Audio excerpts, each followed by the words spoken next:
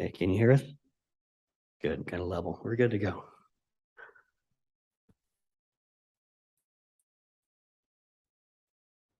Okay, I would like to go ahead and call to order the Blinn Board Workshop Meeting Tuesday, October the 11th, 2022, 10:30 a.m. It's actually 10:39 a.m. at this point. The Texas Government Code permits the Board of Trustees to meet in a closed executive session for the following reasons, among others: to consult with the college district's attorneys on matters deemed privileged by the Texas Disciplinary Rules of Professional Conduct or Government Code 551.071, to deliberate regarding real property under 551.072, a prospective gift under 551.073, certain personnel matters under 551.074, security devices or security audits under 551.076, and economic development negotiations under 551.087. If the board meets in closed session, we will announce the particular section under which we will be doing so prior to initiating the closed portion of the meeting. Does not look like anyone has signed up for public comment, so we will go right into a very important presentation of an update on the district-wide facilities master plan. Mr. Cervantes. Thank you, Mr. Chairman, Dr. Hensley, members of the board. We have 4 different presentations. They're all in the same slide. The master plan projects, the campus expansion into Waller, and then updates on Steely and Schulenburg. When the board reviewed the master plan or accepted the master plan back in the summer 2021, as well as the capital plan that same summer, we told the board that we would bring individual projects back to them. Conditions would change, and we would look at the merits of these projects as we move forward, depending on the situation at the time. It's only been 14, 15 months, but there have been a lot of changes. Certainly, economically, things from a inflation perspective, and then as you'll hear, also from hiring, there's been some supply side disruptions, and so there's a few things out there that have caused us to look at this again and make sure that we're on the same track as the board. Campus expansion, we have some updates there, and we're looking for some decisions as part or some recommendations from the board. That's a big part of what we're asking for. We're providing the input, but looking for some direction from the board. And then the Steely and the Schulenburg campuses, both same thing. We have some updates there, but we're looking for some direction from the board. So without any further ado, there's a lot of slides here. I'm going to go ahead and turn it over to Mr. Feldhagen. Thank you, Mr. Cervantes. Good morning, Chairman Colcourse, Dr. Hensley, members of the board. As Mr. Cervantes said, this is quite an extensive presentation, and there will be times where we can stop and ask questions. We will begin by talking about the master plan projects. And to some of this will seem fairly familiar as we've talked about master plan on several times. What we will be talking about today is project priority on the master plans. We have a consolidated list of the phase 1 and phase 2 project priority of the master plan. As Mr. Cervantes mentioned, conditions have changed. This is a living document, so we are going to be making some recommendations on modifying some priorities, updating you on some completed projects that are in progress. This also includes some estimated project costs. We have, in reviewing project costs over the last year, seen the escalation that has come with increased costs. And so looking forward, we're showing some of those escalated costs on future projects. And you'll see that Mr. Cervantes at the end of this has incorporated that into the financials that show how we can continue on the master plan with those escalated costs. We've also looked at some escalated timelines due to some of the supply chain issues and labor availabilities. And then at the end of this, we will talk about the source of the capital investment. So here is a consolidated list of the implementation. From Gensler's master plan, we had kind of a grab bag of projects. We put some of those together into an implementation plan. You'll see here that we've got these color-coded. Anything highlighted in red is going to be a completed project. Anything highlighted in blue is going to be a project that we have in progress. You'll notice that we have the Leroy Dryer Field Part 1 and Part 2 in blue. Part 1 should be wrapping up here in the next month or so, and Part 2, which is getting into some of the R&R type projects isn't going to start this winter. We also have the Bryan Administration Building. That is going to be kind of a topic in and of itself as part of this master plan discussion. We've been hearing that the board might like to entertain some options on the Bryan Administration Building, so we've put together 4 options. You'll notice that there's an asterisk next to that. Depending on the option that the board would like to look at, we could be incorporating other projects in the master plan into one of the other options that we'll discuss. And I have a more detailed conversation there. In addition to the projects that are completed or the projects that are in progress, we have 2 other highlighted areas. We have some green highlights. Those are projects that were previously indicated in the phase 2 of the master plan. And due to what we're hearing that those might want to be escalated and brought into the phase 1 of the master plan. So we've showed those as proposed increase in priority, bringing them out of phase 2 and working them into the later half of phase 1. And then also due to just different conditions, some of our growth in student housing or our various needs, you can see that we also have an orange highlight there. Those are some projects that were indicated in the first phase of the master plan that we're hearing might need to be moved towards the latter half of the latter portion of the first phase, or maybe even into the latter portions of the second phase of the master plan. Anything in black is pretty standard as far as what's been shown previously. So this is a list of master plan projects for phase 1 and then also looking ahead into phase 2. We're going to jump right into one of our first big topics to talk about in the master plan. This is the Bryan Administration Building. It's project number 8. We're currently underway. We have architects designing this project, but it's our understanding that we might want to look at options for this project. So I've broken these out into 4 different options, A through D. Option 8A for the Bryan Administration Building is currently what's in process. Our architects did an initial design that came in a little bit higher. That's whenever we began to see this escalation in cost. So we had to go back and redesign it. We're currently working on that and we're getting ready to present it before this discussion came up. To remind the board, this option is a 45,000 square foot new building on the north end of campus. You can see that 8A on the very right-hand side of campus. 45,000 square foot 2-story building. This also incorporates a new road extension and a new entry to campus there at Nash Street. Would incorporate a monument sign, which becomes a gateway to campus.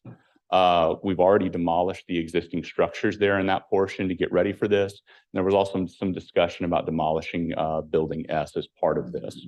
That project is budgeted at about $31 million. And currently it would be on schedule to be completed in FY25. That's some of the time escalation we've seen due to material availability and labor availability. So that's where we're at now. Option 8, or continuing with option 8A, we've got some very early designs. These aren't fully vetted through administration, but we just want to kind of show you some of where the architects are at. This is a site plan. And so I'll get my cursor here just to orient everyone. This is Villa Maria, which runs in front of campus. This is the Nash Street entrance. So this is the property to the north, some residential property to the north, and this is where the church used to sit. So we would be developing a new Nash Street entrance. This would be a public roadway that then wraps around to a Blinn Road and ties back into the Red River entrance and gives our students another way in and out of campus. This would be our new building. We would have a circular drive, very similar to what we have at the Relis Administration Building, and then a parking lot at the back for faculty, or not faculty, but staff members, as well as visitors and students to the building. Just a couple very conceptual images of what this building could look like. The architects, again, are still in development and we're still working with administration on the final floor plans and designs. But this would be a view from the front of the building showing the circular drive, the nice look, again, a tower beacon type element that we would have to the building. And that would just give you kind of an idea of what that building could look like. Option Mark, yes. Before you move on. Yes, sir. Refresh our memory on what the initial anticipated budget was for this portion of the project and what you think the costs were escalating to. This is the original anticipated budget, 31 million. That's what the board approved us to proceed with whenever they approved it. We have not escalated this budget because it has been approved. Just modified We design. modified the scope to bring it back into budget Okay. there. We had to adjust the building was coming in a little bit larger than the 45,000 square feet. We had to adjust the scope to keep it at the 45,000 square feet and keep it at the $31 million budget. That was the difficulty we were running into.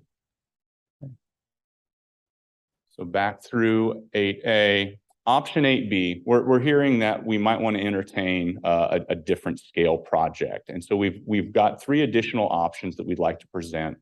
Option 8B still brings student services back to campus. This is an option where we would need to demolish T building, which is a future master plan project. We would demolish the T building.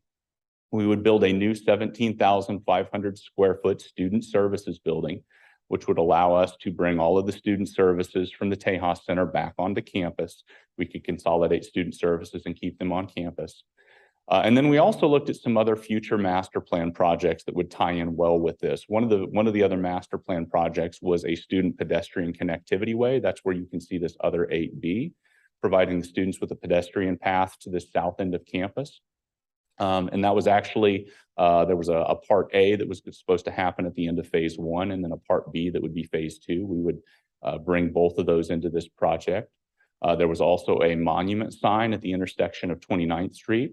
We would look at bringing this monument sign into this option B. Obviously, we would need to relocate the classes that are currently held in the T building. We've already had a short discussion with Dr. Bustiki. Those are some larger classrooms, but we could certainly work with academics to resize those courses and get those back to main campus with our student capacity currently. And then we would also need to look at relocating the offices. We have some marketing offices and some academic technology offices that we would need to relocate those back to campus, and there could be some renovation costs associated with that. Yes, sir. It's the old theater. Yes, sir. The what? It's an old theater. Theater. What do we use that building for right now? Larger classes.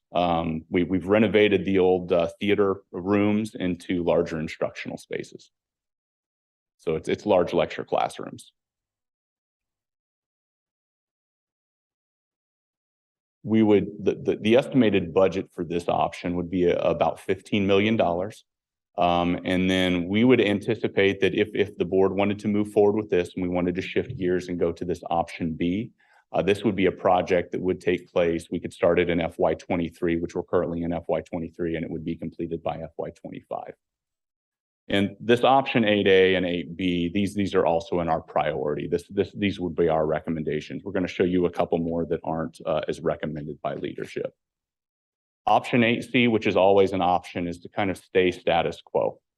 The option of staying in the Tejas Center and staying in the S building with administration. So for option 8C, we would stay in our lease at the Tejas Center. And we would keep administration in the S building, which you can see the S building is, the bookstore there up by the T building on that very south end of campus. With this, there would be no new construction, no major renovation. So the budget for this is $0 as far as construction. But as a reminder, we do pay an annual lease at the Tejas Center. It's approximately $250,000. We would recommend in this option, we do hear from our academic technology that there are some connectivity issues at Tejas. We would recommend, if this is an option, that we look into upgrading our fiber connectivity at Tejas. We would need to do some more investigation on that. We have current connectivity and a backup connectivity, but we would want to shore that up if this were to be a decision. And of course, the option to stay status quo is something we could do this year with investigation into the fiber connectivity. Option 8D does bring student services back to campus and kind of brings them back to where they originally were. Whenever we originally built campus, student services was located in the first floor of what we now call the A building. They've been renamed a few times since then. So you'll see option D would be a renovation of the first floor of A building, bringing student services back to campus. Administration would stay in the S building with no major renovations. With no renovations. The budget for this we would anticipate as being $5 million. And we would anticipate this project being an FY23 through FY25 project. So on a similar time frame to get this renovated. I know I've presented a lot of information on these projects, so I'm going to show you a slide It kind of consolidates all that. And I know it's a little hard to read. There's a lot of information on the slide, so I'll read it over to us. But this shows us options 8A, B, C, and D. And administration does recommend option 8A. If the board would like to entertain another option, our next highest recommendation would be 8B. Option C or D are not necessarily recommended by administration. So in A, this is the project that is currently underway. This is the 45,000 square foot new facility on the north end of campus.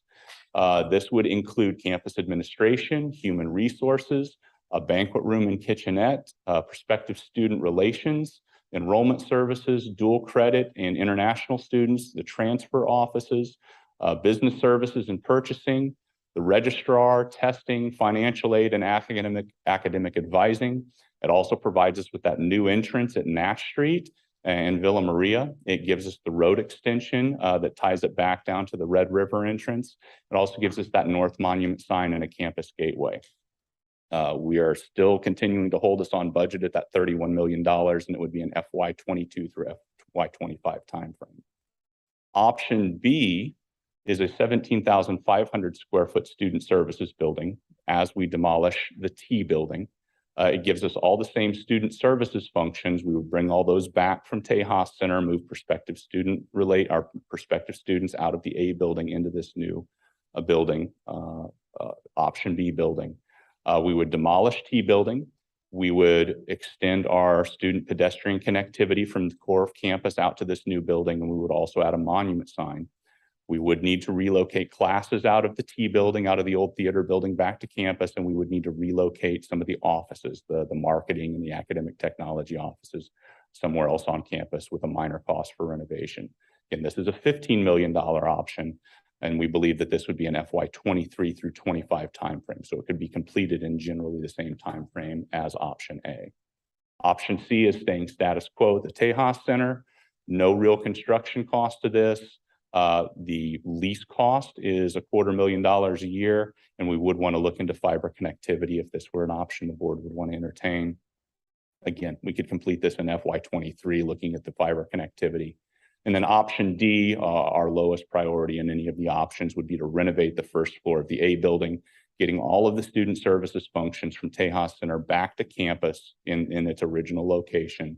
And again, there would be some ancillary effects. We would have to relocate classes that are currently held on the first floor of the A building. We would also have to find a new home for the writing center, which is on the first floor of the A building.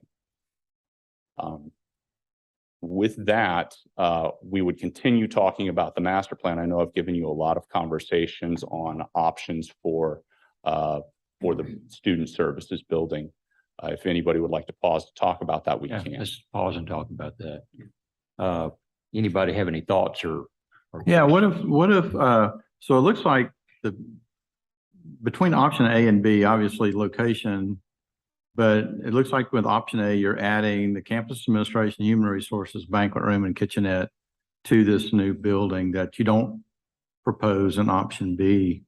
What if you just moved the option B instead of being there at the, what did you call it, the S building? Or the T building, out to where the church was. I know the cost would still probably be more than 15 million. But you wouldn't have to relocate administration. We'd have to relocate classes, but you would get that Nash Street. I think that's an important benefit of option A, is that Nash Street. That's something we could certainly look at. We would have to reassess the budget, definitely, because it changes the numbers. The road would still be included. Some parking, we would have to add more parking. We would have to look at what that cost would be. Sure. Yeah, I know it'd be more than 15 million, but maybe it wouldn't quite be 31 million. Certainly. If that's something the board would like to entertain, that could be another I just thought of it. I don't know. Somebody else may not like that. So from a functionality standpoint, and I'm curious to hear from administration, the option B versus the option A, does option B give us similar functionality, basically take care of the things that we really need to take care of on that campus, or are we really missing something by going to option B? Certainly, option B takes care of the student services aspects. It doesn't take care of administration. It doesn't give administration a new home. It doesn't give human resources a new home. And it would be more of a basic student services type building. We don't get a banquet room with that. So it's kind of a bare bones student services facility is what we'd be looking at. It meets the student services needs, but not all of the needs indicated in option A, and certainly doesn't give us, with the option B as indicated here, doesn't give us that north entryway. I want to interject here. I think the big negative of option B though is losing those classrooms. I mean, I don't know, Basiki, what is it? Are those things still full like they used to be? I mean, you're talking 2 classrooms with over 100 students. Well, we don't have anywhere else.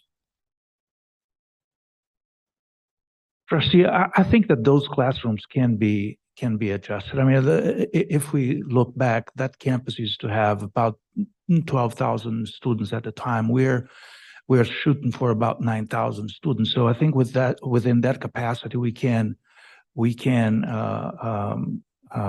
accommodate those classrooms. You don't have any more, you're not offering large sections anymore? No, we are offering sections there, but obviously with fewer students, they are not as occupied as heavily. And those are, I would say, five classrooms for 65 students, and 1 classroom that is a little larger than that. Is that correct? Get up to about 94, Mr. O'Malley. Do you know the capacity? Yeah. But it's within those numbers. So yes, we could accommodate those classes elsewhere if we were to choose that option. Thank you. I have a question. So option B would be maybe good for the students, works okay for the students, but you mentioned administration. Are our administration facilities subpar currently? They could use some improvement. They've been relocated similar to student services. They've been relocated several times over the years, and they've been put in the north end of the S building. So they would still be adjacent to the student services building on the south end of campus. But they are, again, they're minimal facilities for administration. And it does not offer any opportunity if administration were need any growth in the legal department or any other areas. I have a question. Hello? I think Trustee Benke has a question. How much have we already spent on option A? We are currently, we've spent, and Mr. Cervantes, I think, has the numbers if he wants to speak to that. Trustee, we've already spent, if we're not counting the church purchase and demolition, we've spent about $500,000. If we were to discontinue that option, it would probably be another 250 closeout. So our investment, if we moved into a different area, would be somewhere around 750,000. Thank you. I'm curious or get the thoughts, but I was under the thought process that we were with the construction or the going forward with the $30 million project over there, that we were again opening up the campus over there with a better accessibility and making it more complete, if you would, and that in providing facilities that have sort of been makeshift or crowded or whatever the word might be, but it would. I was under when we approved this, I thought this was kind of one of the key elements of us going forward in the Bryan College Station campus facility, and it would seem to me like that this would be a key project that we ought to, before we, again, I don't know where, if you cut this 30 million down to 15 million, I'm not sure what your overall goal was on what you're trying, what we were trying to achieve on reduction or where we are on overall, in this process. But I thought it was to be considered kind of main building block for that campus over there. And before we just go off and not do that, I think we ought to hear the comment on that, or give me some discussion on that. Certainly, sir. This going forward with option A and the option that was originally planned in the master plan and previously discussed and approved by the board would give us that gateway and that north entry. It does a lot for campus that option B doesn't do. Option B could provide us with some congestion on the south end of campus that we've had issues with before by bringing more students to the south end of campus. But option A is the recommended option for administration. And you did mention the cost of this, and Mr. Cervantes, towards the end of this presentation, will show you financially option A is viable in our capital assessment of the master plan in the first phase. So we do have two slides that show you or several slides that show you what the finances would look like if we went with option A or option B, but both of them are viable. And I hope I'm not speaking out of turn on that, Mr. Cervantes. Well, there is a significant difference between a $17,500 square foot building and a 45,000 square foot building. So, is there not potentially a happy medium that brings the cost down on that north side? And we still get that entrance and still have an entrance to the the recreational area that we'd like to, give to the students, intramural fields that'll kind of be over in that area as well. Because I mean, you mentioned a few things that we were missing, but there's a lot of square footage that is the difference between what we say we could get by with and what we'd like to have. Yeah, I mean, and piggyback on that, Jim, the banquet room and kitchenette, I thought we already had that in one of the other buildings in Bryan. We do have the black box serves a function as that. I believe that this was intended to be something similar to what we've recently developed on the Relis campus. Yeah. It'd be nice. I don't know if it's necessary. That's right. It'd be nice. But is it Necessary, really but it would be necessary? nice. I have a question real quick. I guess for administration, what is the advantage of having administration and student services in the same building? Well, thank you for that question. And I might just broaden out a little bit wider answer than your original question. The administration does recommend option A. The reason we have option B, C, and D to consider is because over the course of the last few months, we've tried to look at ways that we could present to the board's savings where you may want to re-spend some money in a different direction. And so this accomplishes that, but C and D are not recommended at all. So I'm happy to hear you all kind of zeroing in on option A and B. Mr. Melcher is correct that option A is kind of that signature piece that takes the presence of the old church property and puts a statement out there for Blinn that this is now the north entrance to the campus. It gives us an alternative entrance to the campus to redirect traffic flow, which would help tremendously. Option A is not a banquet room like the Relis building. That's not of that size at all. It's really to put more of a meeting room in there. We have something called the black box in the campus where we have some theater productions and where we have a holiday party. That is our only meeting room in the entire campus. And it's filled with half of a stage. So they have to break down and set up 2 or 3 times a day for any given project that we have or meeting that we want to have.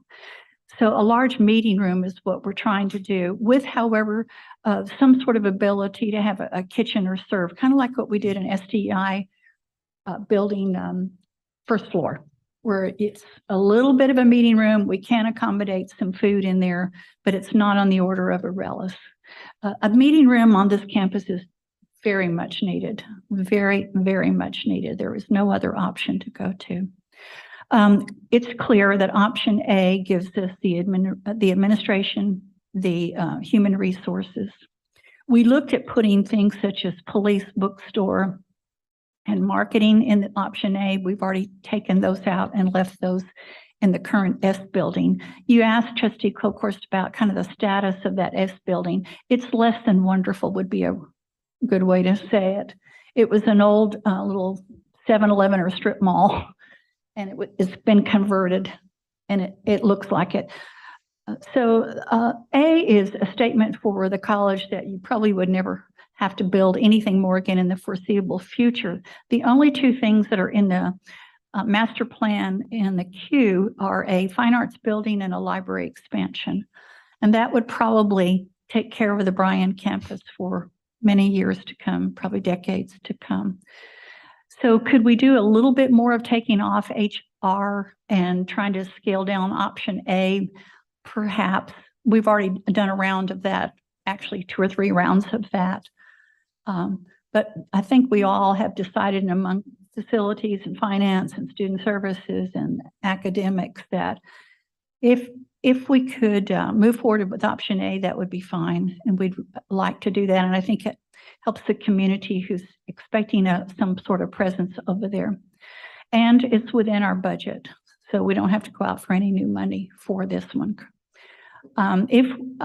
We also have some intramural fields planned next to option A that we could believe that we could proceed on there at very low cost as well. That would kind of complete that whole north end of the campus, and we probably would not do anything much on that campus unless we looked at a library expansion. The fine arts, I think, is something that we could delay, because if we had this option A with a meeting room, then the theater could take over Black Box pretty much for itself. Whereas right now they'll do a performance and they have to set up and sit down every day because of other meetings that are needed on that campus. So looking at all the balances of the best things to consider, that's why we've come up with option A. So I'm happy to answer any other questions on this one. Jim? Yes, sir. Just a question. If option B is pursued, there's $15 million worth of funds that are available. Right. What would be the plans for those funds? Right. So as we continue today's discussion, you're going to see opportunities where you may want to spend some money. And that gives you some money perhaps to draw from.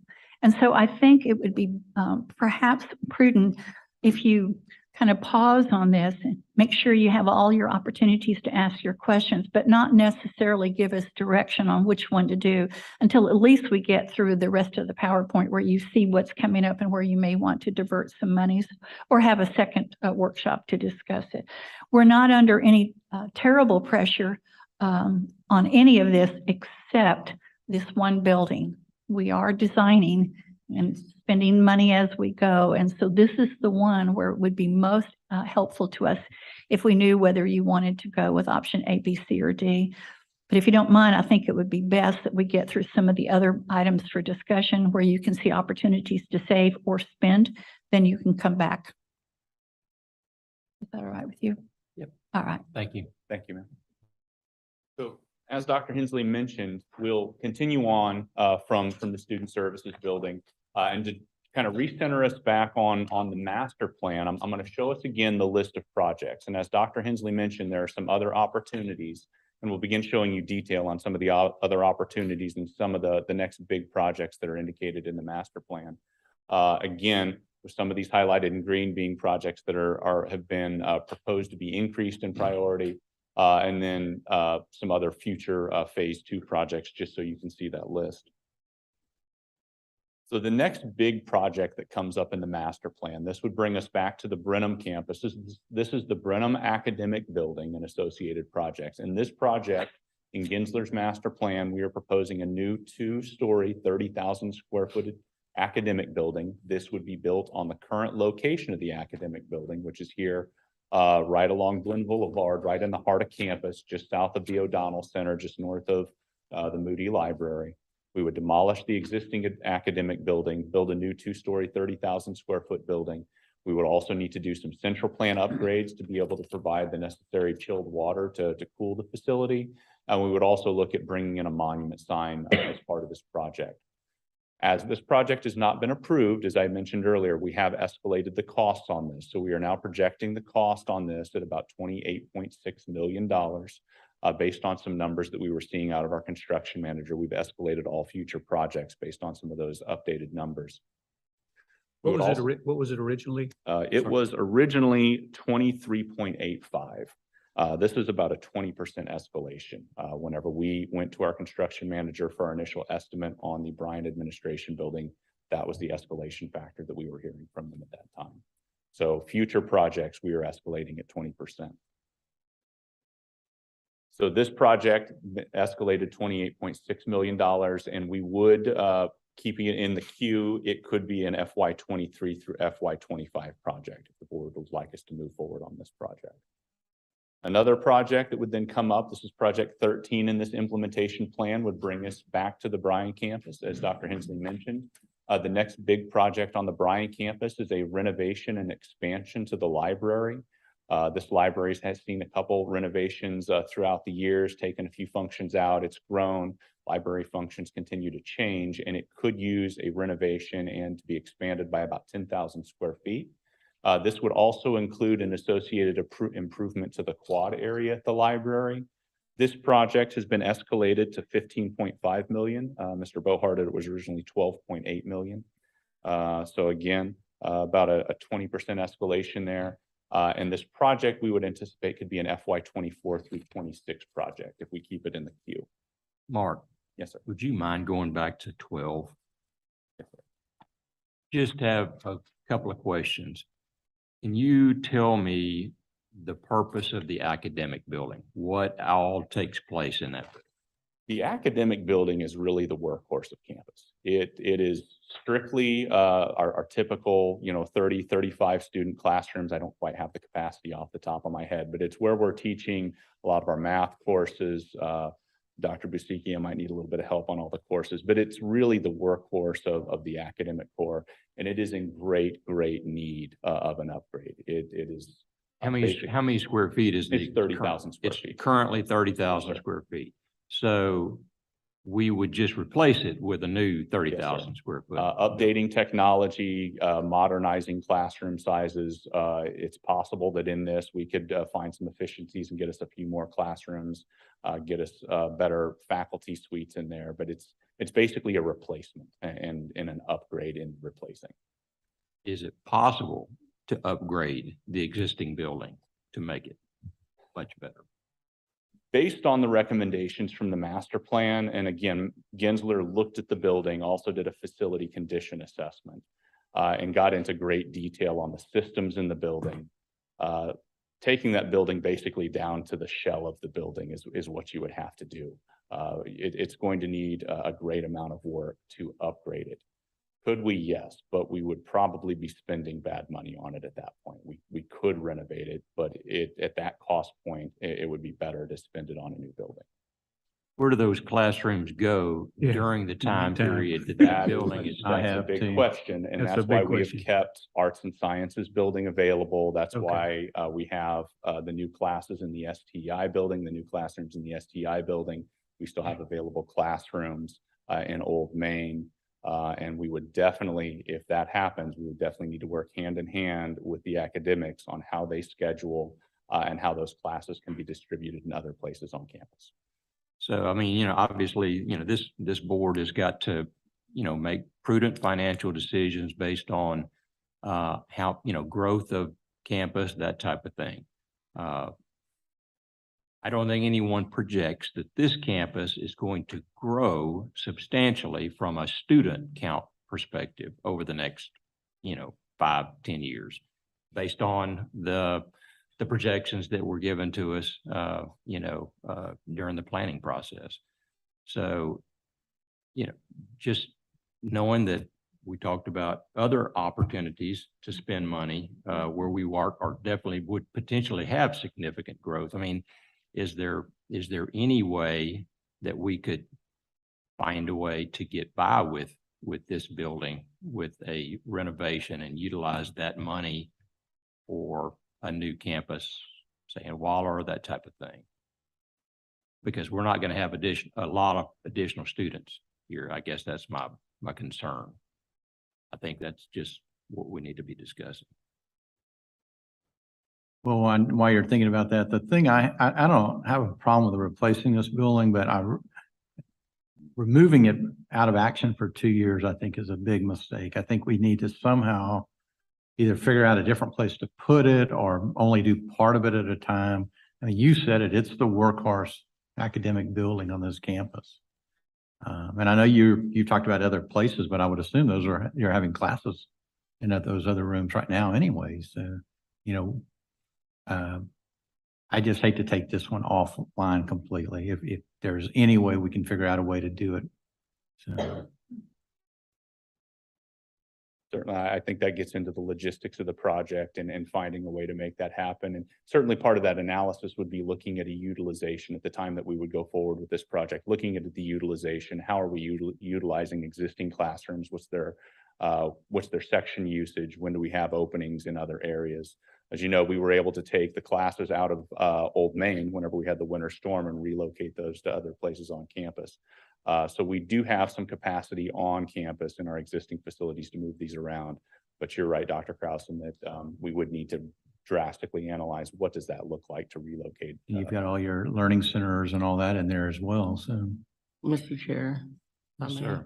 There's so many permutations and combinations to all of this, from increased construction and labor costs to we had a report on facilities utilization. At one point, we had like 54% in some places, and depending on the time of day, obviously, if you're doing a 6 o'clock class, you could probably get any building you want on campus. But if, like Dr. Crofton said, the crux of these courses are during the main portion of our utilization, it's going to be very difficult to do shifting. I think the last part, that's why I want to hear the full presentation, is that we don't have any more HERF money. We're still looking at projections of how enrollment is going to increase or decrease on every campus. And if we're talking about expanding, 35 million here and 30 million there adds up. And then ultimately, if we're trying to do something new, we need to be able to see that in its holistic perspective, not just in bits and pieces. So I'd like to hear the rest of the presentation so that we can put all these pieces together. Okay, any other questions? I'm sorry, I just wanted to go back and Okay. get a clarification on that. So, All right, so I believe I was just finishing up here, but I'll recap. Back to the Bryan Campus. This is our next major project on the Bryan Campus. This is a library renovation and expansion. 15.5 million is the cost, FY 24 through 26. Now we come back to the Brenham campus. This is a project that we are hearing might be entertained to bring from a phase 2 project into a phase 1. This was the Brenham Sports and Intramural Zone. And in looking at this project, there was some discussion about the option of breaking this into 2 parts. We're hearing that it may be a desire to get the football practice field and the amenities that are currently on the Spencer block related to football into the sports and intramural zone that is out there on the 30 acres, which we have recently acquired more land, and I'll talk about that shortly.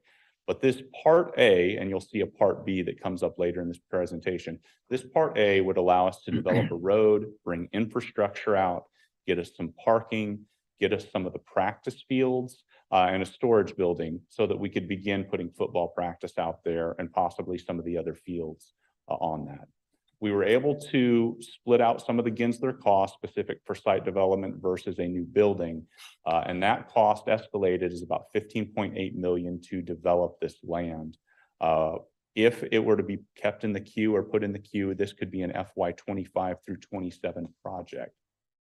One kind of big caveat that I put over this design or this site plan that Gensler has developed is that with our purchase of new property in the area, we would certainly, if this project were to come up, want to reassess land use in that area. This is not a given on this layout. We've got new information, we've got new land, we would need to look at that. But this is a project that we're hearing could be moved up in priority. Project 15 is part of following up on that sports and intramural zone. We could come back to campus at the Spencer block. Currently we have the practice football field and the track. There's a master plan project in phase 2 to turn that into green space. We would then be able to come back to the Spencer block, convert that area into green space, remove the football practice field, remove the track, And on this, the cost is a little different. Gensler gave us a range in cost because the idea of a green space was a little undefined. So they've given us a range, which has been escalated to 1.3 to about 1.9 million. We would certainly, if this project comes up in the queue, we want to get a little more definition on what the expectations are for a green space, and that would better define that cost. This would need to be completed in the FY 26-27 timeframe, as we would need to get the football practice field relocated. Bringing us back to the Bryan Campus. This is one of those projects that's indicated with an asterisk. If option 8B, which is demolition of the theater building, the T building, and building a new 17,500 square foot student services building is the direction the board wants us to go, this would be rolled into that option 8B. However, if it's not, and we stay with the new building on the north end of campus, this would be a standalone project. This is providing some pedestrian connectivity from the core of campus towards the south end of campus to into that parking lot, giving the students a safe way to walk from their cars back to campus. It's a smaller project, only about $300,000, even it escalated as a smaller project. Right now, it's in the queue for FY 25. With the size and the statement, it could be adjusted anywhere in the queue. Back to Brenham campus. This is project 17. This is part B of the sports and intramural zone.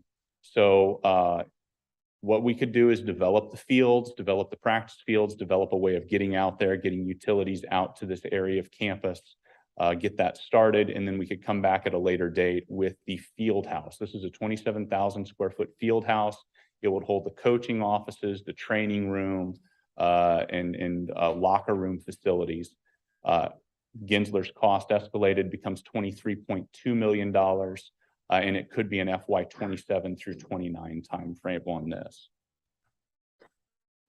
And then the last detailed project I'm going to present you, and a project that would finish out our phase 1, is the renovation of Melcher Hall.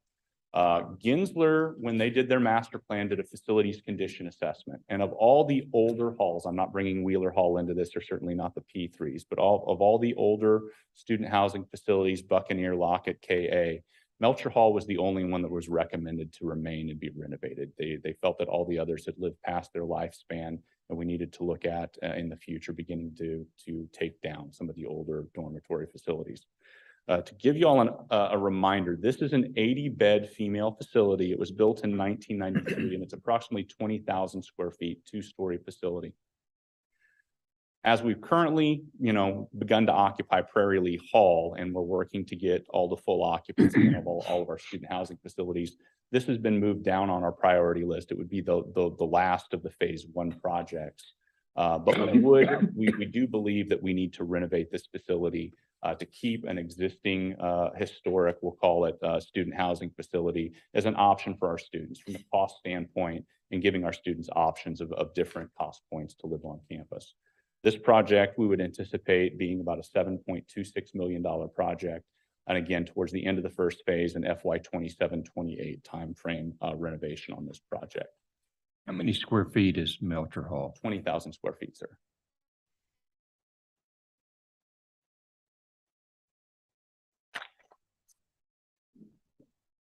And students would have to be relocated while the renovations are going. We have Yes. to plan on where they would go.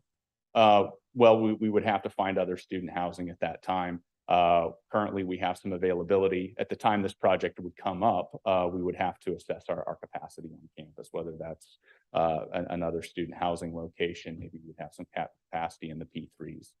We would have to assess that at the time that we undertook that project. And with that, I will turn this over to Mr. Cervantes to talk about the financials. Thank you, Mark. So you've heard a lot of permutations and factors that are affecting our decision, and there's no wonder we turn to the board and say, okay, we need some advice here. From a financing perspective, it all still works very well for us, and part of the reason is the $10 million we told you at the end of fiscal year 22 that we had projected $121 million that we would have, and we ended up with 131. So we got $10 million more that we could plug in. The impact of inflation has pretty much offset that. with the 10 and 20% increases to the projects that we have under consideration, it adds another $12 million to that. And that's a big number, but there's a lot of projects out there.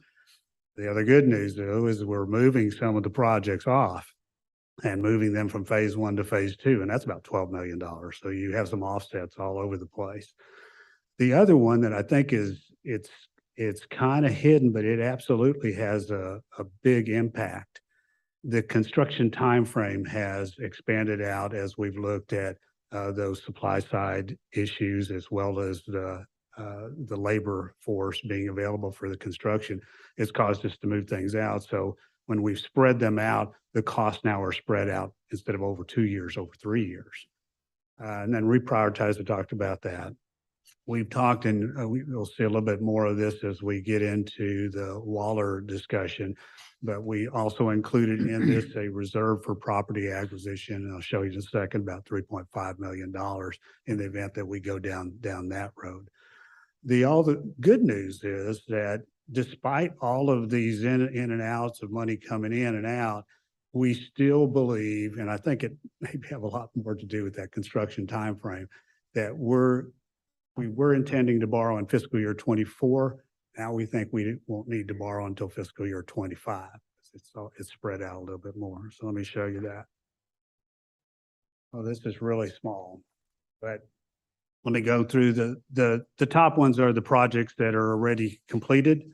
That's $78 million worth of capital activity, or they're in the process of being completed this year. So the board and the institution has been really bold in terms of its capital projects. And then if we add on the $35 million from the Prairie Lee, that's $113 million worth of activity over the last couple of years. I said that we wanted to add a little bit more money in there for land acquisition, set up a reserve. So there's the $3.5 million that we've accounted for. The Bryan administration, this is option A. So this is still keeping the $31 million in there, although it's spread out more than what we had originally. And then going down, I did want to say a little bit about Melcher Hall, even though it's way down here on the end. That's a pretty big price ticket. We've talked about it, the 7.2. That's been escalated by 10%, but still that's a pretty good price ticket. But I wanted to point out that there's a means to pay from that other than just our unrestricted cash. We have some of our P3, and I'll show you that. P3 money, I'll show you that in a second. So the P3 money is down here. So in fiscal year 24, we expect, and this is a very conservative expectation, that we will begin receiving about $500,000 on a yearly basis. By the time we get over here to doing the Melcher program, it will already have $1.5 million to pay for all of that startup that year. And then you will continue having additional money that you will add in to pay for. It's almost going to be half of the price of this, the $7.3 million. And as I said, this is a fairly conservative number. The other thing that I wanted to point out to the board, because we've had a lot of discussion about slowing down the prices of tuition and fees, and at the same time, we've increased some of our expenditures. We do have a plan out there, a capital plan that calls for some funding to come back to the institution at the end of every year. And so we're kind of counting on that. In addition to all those changes that I talked about, the inflation and the different projects being moved in and out, we've slowed this one down. It was a little bit higher. We ended up taking over the course of this from the course of 2023 to 25, somewhere about $2-3 million that we've taken off because we think we're going to start moving in that direction, just to be a little bit more conservative. I'll pause there if there's any questions on that before I move to option B. Mr. Cervantes, are you basing the 8, the 7.5, 7.5, 7.5, 9, are you basing that upon somewhat static enrollment, or what are you basing those numbers off of? So it's a good question, Mr. Chairman. So over the years, since I've been here for sure. But we've looked back at it even further, but more since I've been, not because it's me, but because of what we've done. The number that we've ended up at the end of the year was somewhere between 10 to 17 million dollars. We heard this last one where we're at 22 because of the federal money. But if you factor out that federal money, it ends up being pretty close to $10 million. Our sweet spot that we've looked for in terms of trying to keep the prices down as well as not escalate the cost too much is ending up somewhere between 10 and 15. But because of what we've been doing, this last one, we ended up just at 10. I thought we need to move this down and make it a little bit more conservative. So it's just based on the experiences that we've had over the last few years, last 4 or 5 years. So these are just conservative budget projections about what you think the college would net in those particular years and adding to the bottom line revenue. Yes, absolutely.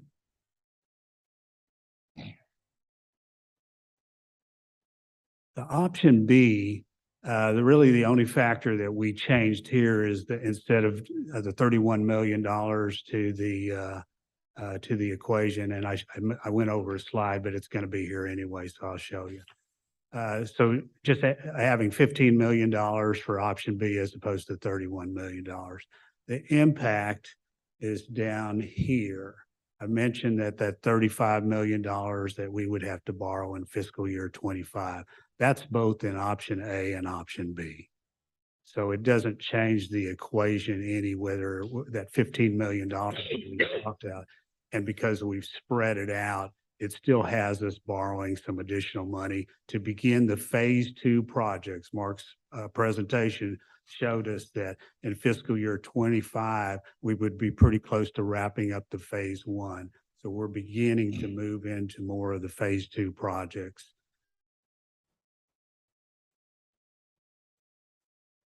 And that shows us borrowing the money in fiscal year 25. Now here's where we stand.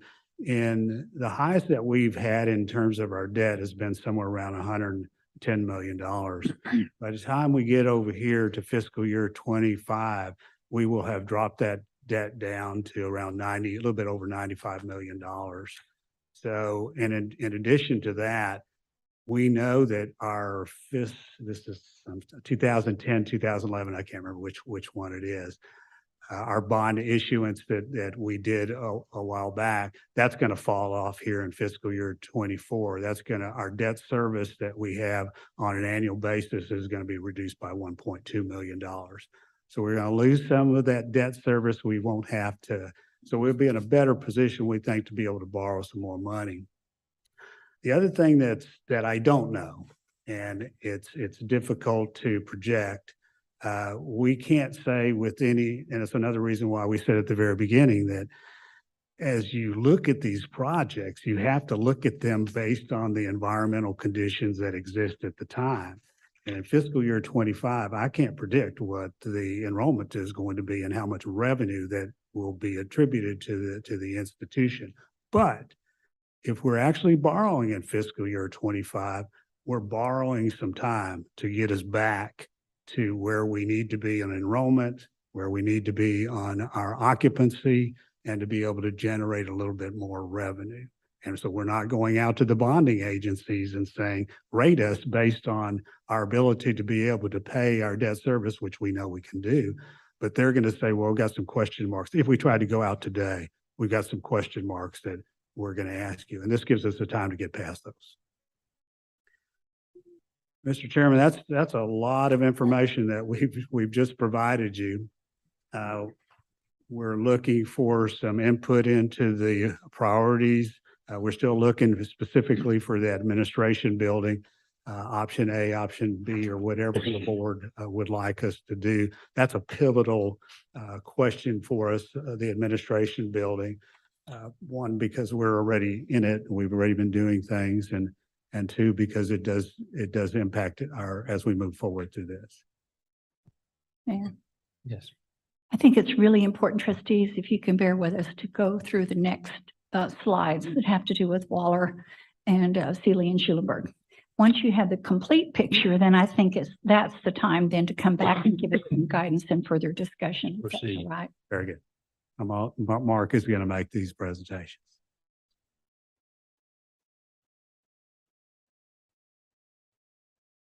much, Mr. Cervantes, and look through my notes here, and we will get to the next portion of our presentation, which is a proposed campus expansion.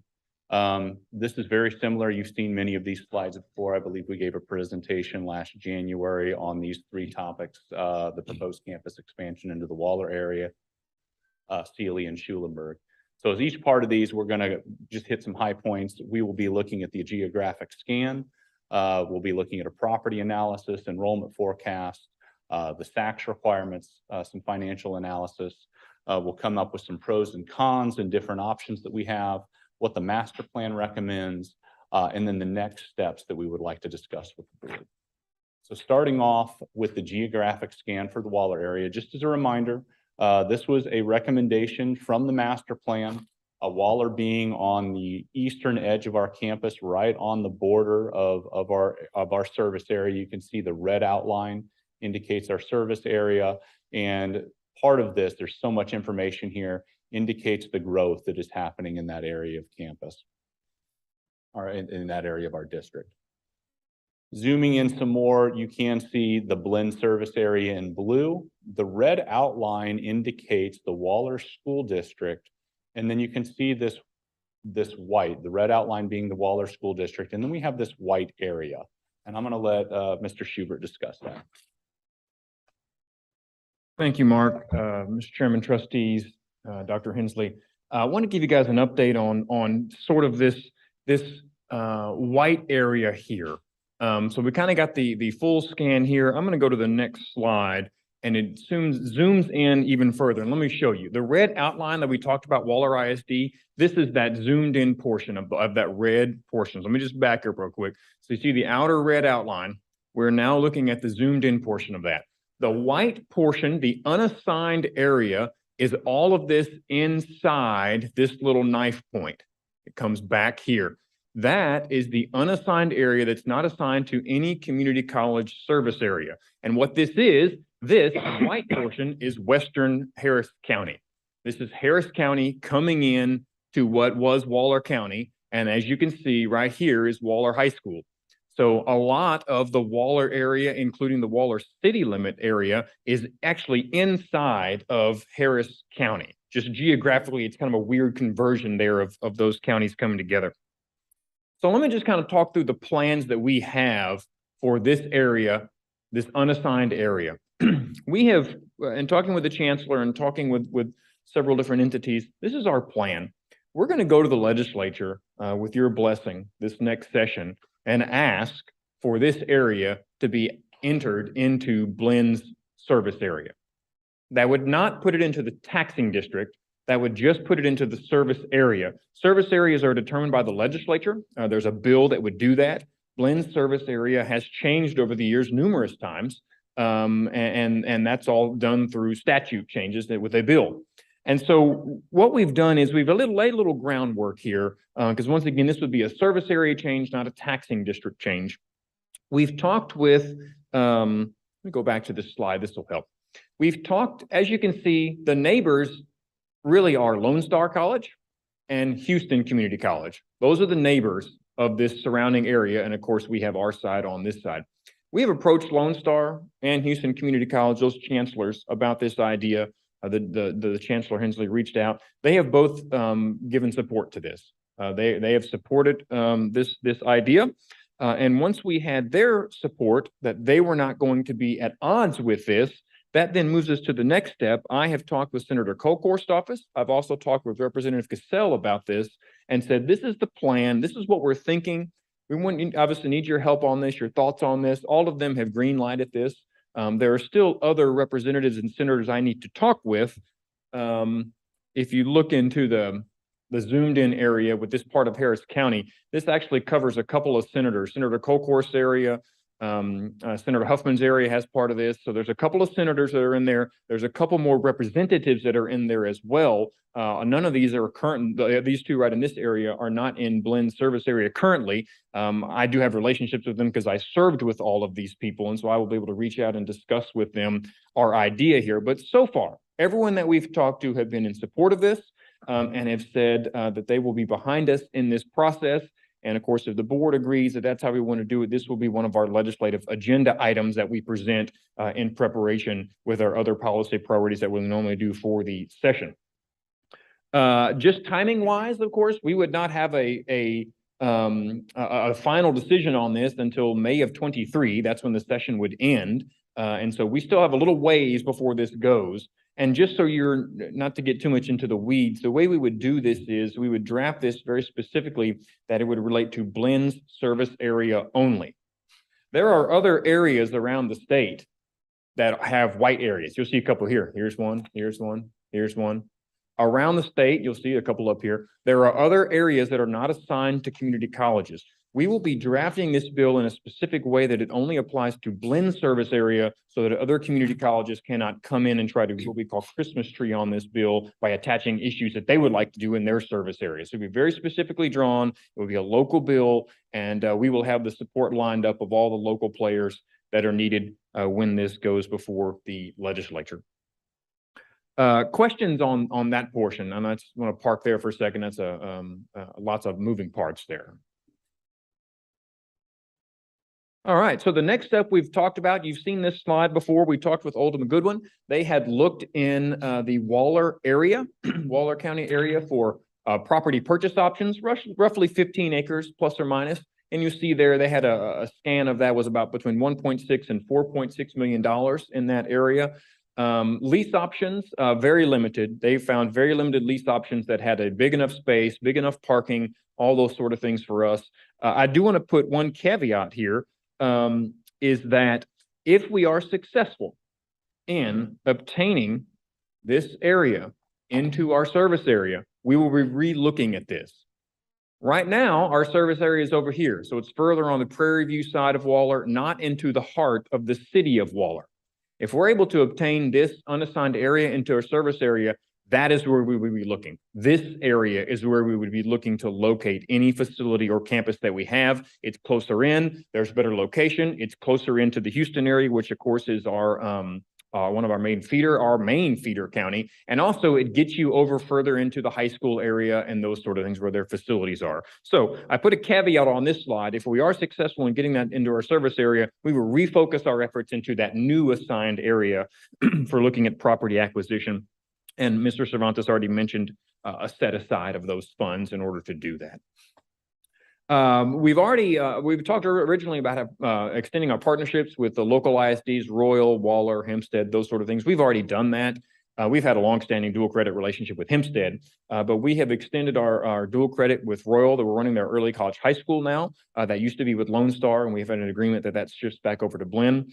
Also with Waller ISD and Royal ISD, we have had conversations with them, initial conversations about operating outside of their facilities while we get a campus established in the Waller area. So we would not just wait to have our campus purchased and built and those sort of things. We've worked with Waller and Royal, and they have initially agreed that they would be willing to allow us to operate inside their facilities while we wait for our campus to be established in that area. So we're already moving forward those partnerships. Just want to make a note of that. Next slide here. This is a slide from the Gensler Master Plan. Obviously, the growth in that area is the highest growth in our entire service area. And so you see the projections there between 2026, 2030, and up to 2040. I mean, you're looking at between 2026 and 2030, a 2.44% annual growth. And you project that out even further to 2040, and you're looking at that 2.19%. So you're looking at high growth in this area, and that's why we're interested in getting establishing more of a presence there where that growth is coming from. Of course, when it comes to opening a new campus of any kind, there are SAC COC requirements, and it is a process. And depending on the offerings and programs that we would provide at this location, that makes a requirement for either prior notification or prior approval from SACs. Before we would do anything, we would have to analyze each program and figure out how many program offerings we're doing, and that then determines what you have to do with SACs. However, we'd have to have a submission, and we would need at least 1 full year to complete that process with SAC. So from the time the board says go forth and do it, we would need at least 1 year from that period in time to the completion of the SAC COC process. And this is an extension review, includes site visits and all those sort of things from SAC COC. So there is a lead time here. And so once we get the green light and go forth, just to remind everyone, that is not an overnight action. There's lots of COC processes and procedures we must follow. I'll now flip it over to Mr. Cervantes to talk about the funding with this.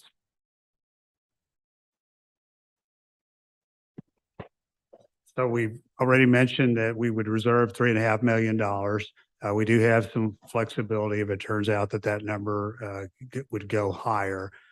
We've taken an estimate out there, and I wouldn't say approximation. It's just an estimate. But I think the main takeaway of that for your revenue and your expenses, even with 500 students, you're not there to make money, and you're not going to make a lot of money. You're going to be providing an educational service. And I think that is a big part of what we're supposed to be doing. The more that grows, like the 1,500 students, then you have an opportunity to bring in more revenue. But there's a lot of unknowns that we don't have with RELIS, so we don't have a model that we can really look at. RELIS was very different.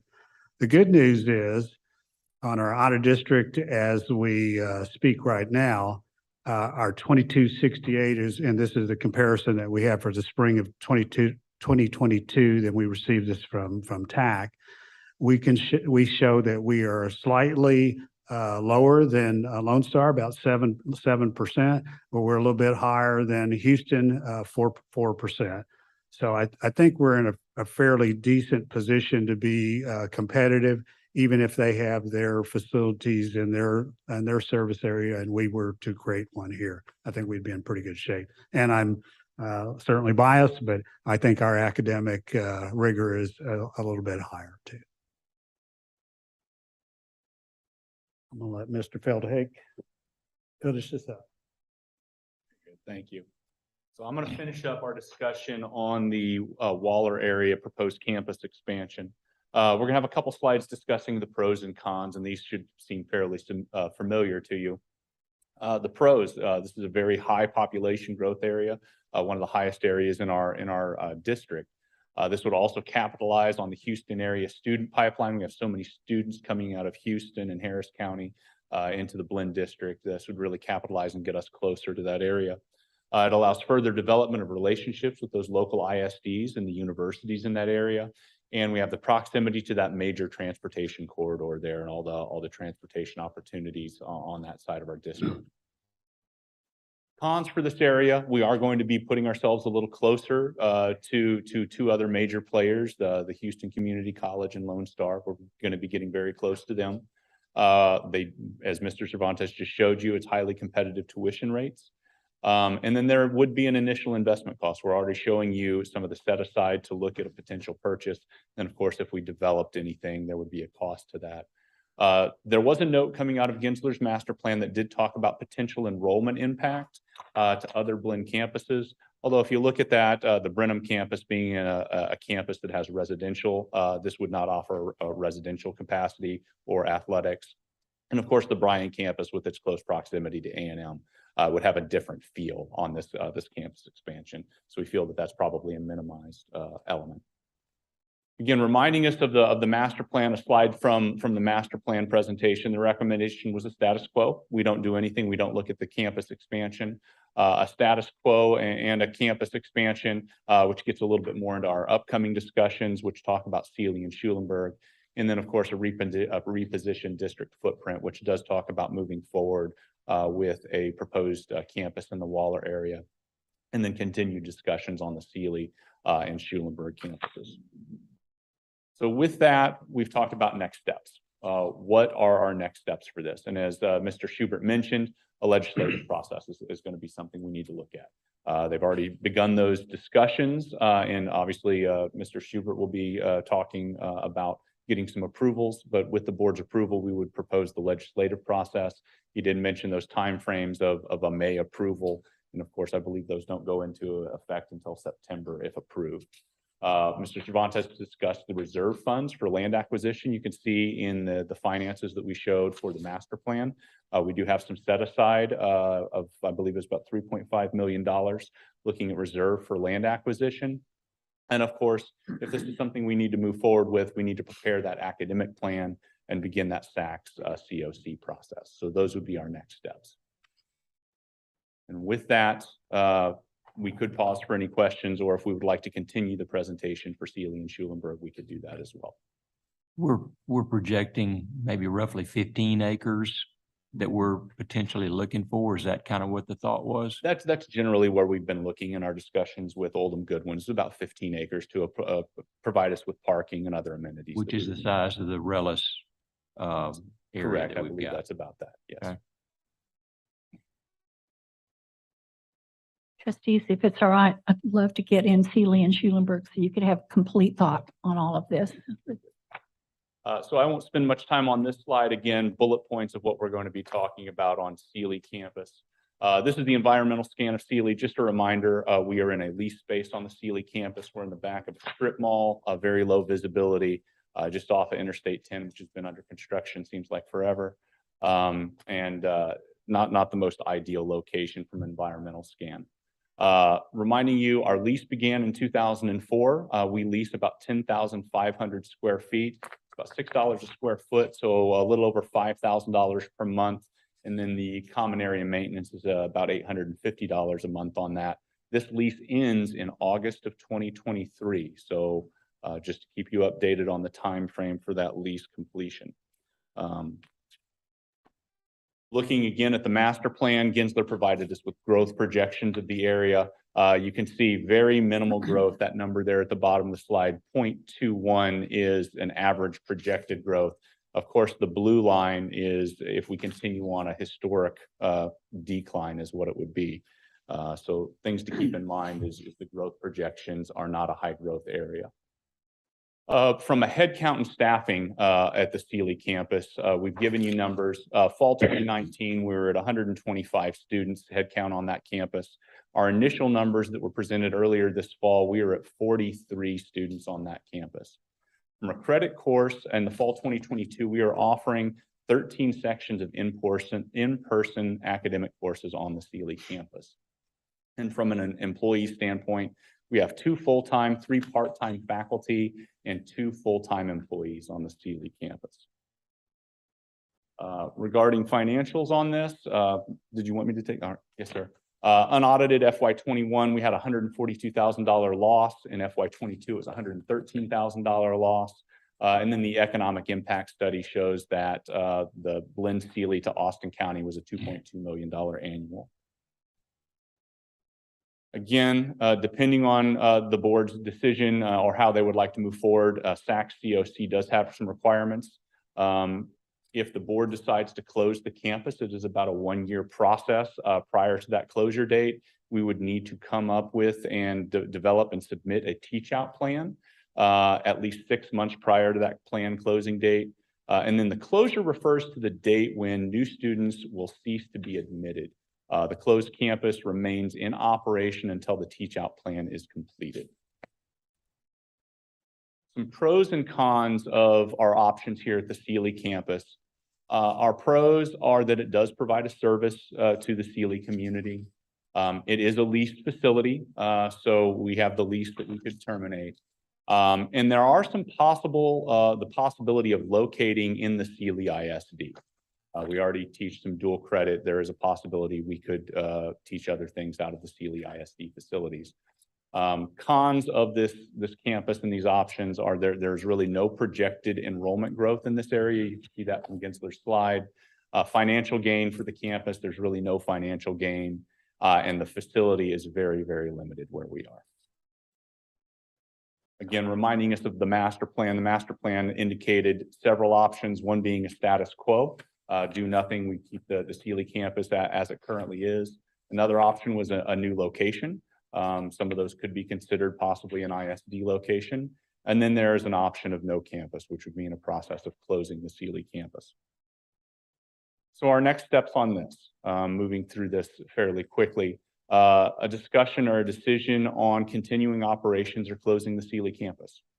If we were to close the campus, as you saw, that lease comes up in 2023, August of 2023. That would be something we would want to act on fairly quickly. There is a notification period. I believe it's about 60 days we need to give them on the lease.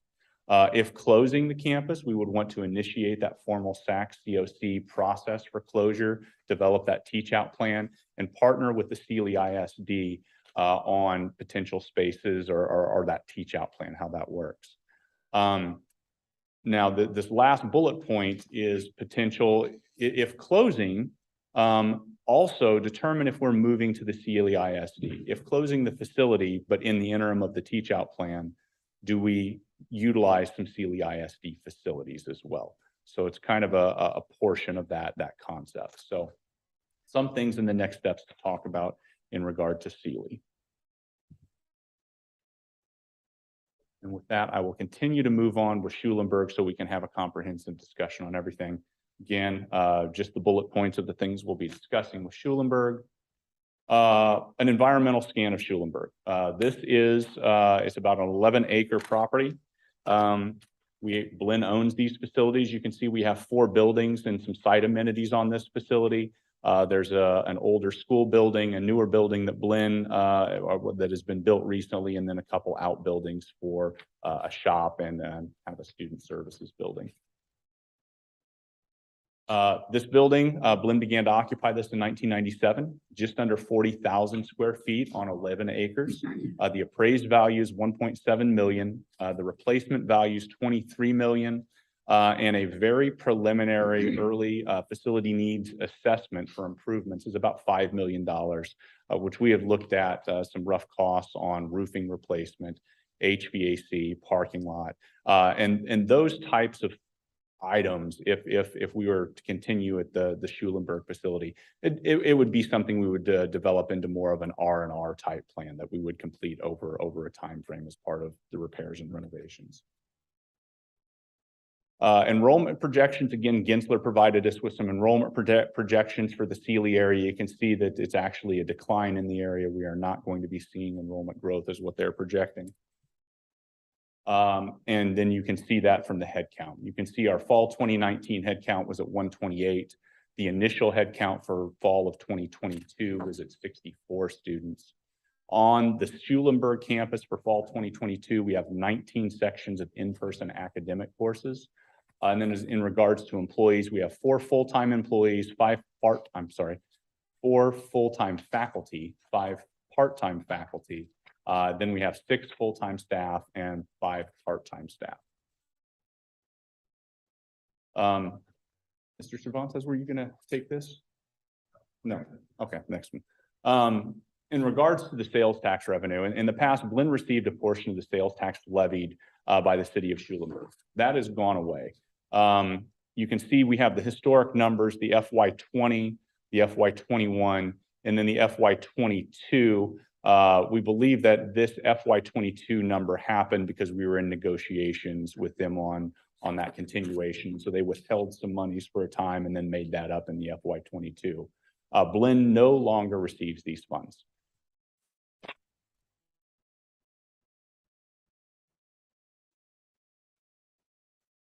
So these are unaudited numbers, and there's a little bit of nuance to them. So I thought I'd bring it up. So unlike the slide that you just saw, which shows some of the numbers a little bit different because that's when we received the cash, but we could try to match up the year with that funding from that for that particular purpose.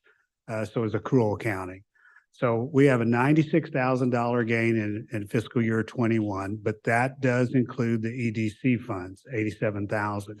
So if we did not have those funds, we still would have had a gain, $9,000 gain. And then for fiscal year 22, $86,000 gain, but that included the $57,000 in EDC funds. And without those funds, we would have a $29,000 gain. Those funds have been completely distributed to us. We will no longer receive any EDC funds unless we go back and ask for them. I think that's still an option for us, but that agreement has expired.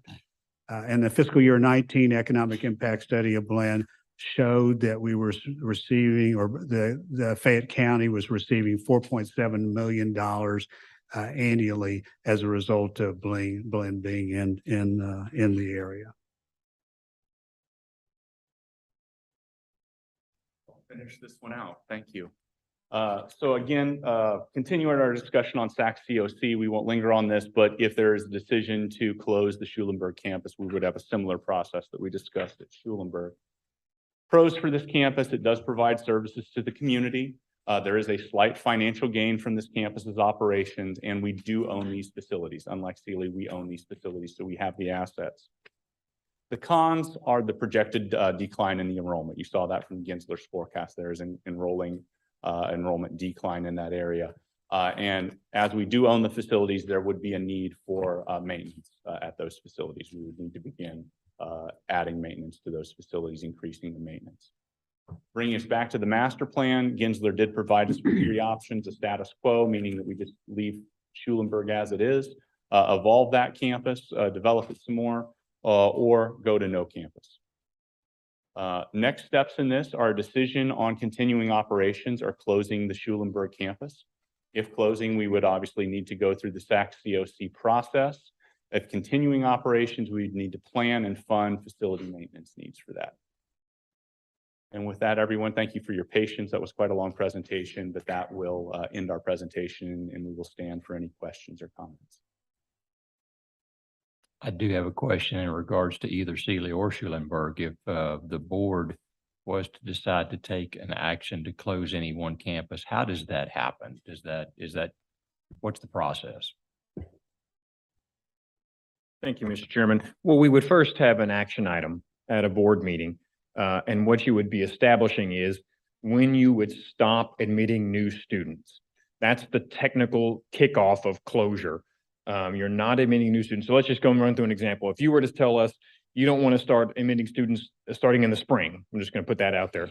If you say the springs when we do not want to admit students, we would have an action item before the board that states that. We're working on it. We'd work out the teach out plan that talks about the steps of how we would get through the teach out plan, which has to be approved by SACS. But it all starts with a decision by the board to say we want to do X or not do X. I have a question. I don't know who it needs to go to. But Steely, for instance, if we went to the ISD, who would be responsible for faculty? Or how would that work? I have talked to the superintendent several times. As recently as last week, he's indicated a willingness for Blinn to operate out of Steely High School. We haven't talked about daytime operations, more in the evening, open to the community as well, but very, very interested. So I think there's some options there. The faculty are hired by Blinn, and occasionally we'll have some dual credit faculty who are hired by the high school or the school district, but there are very few of those. Mostly faculty and staff are always hired by the college. Well, that brings a question when we went to visit Schulenburg, because they talked about how some of the dual credit was the high school staff versus Blinn. Most of our full-time faculty who are at Schulenburg right now, as I understand it, are actually teaching dual credit on the high school's locations. They're not teaching at the campus. The majority of them are, to a large extent, are teaching on the high school campuses. Schulenburg may have some high school teachers teaching some sections.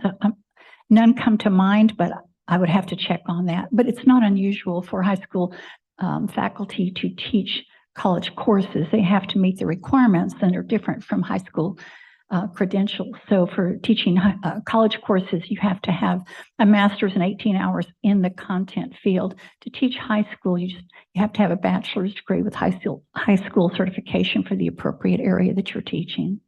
So it's harder to find high school faculty who can qualify to teach classes for Blinn. And that's all over the state. That's not unique to Blinn. I have a question. If SAC, in relation to SAC COC, if we decide in Steely just to take our operation from the where we are now and move it to the high school, would that constitute a something with SACS since we're staying in the same zip code? Would you mean, would we have to have approval for SACS to offer courses? We would have to go through the same year-long approval process.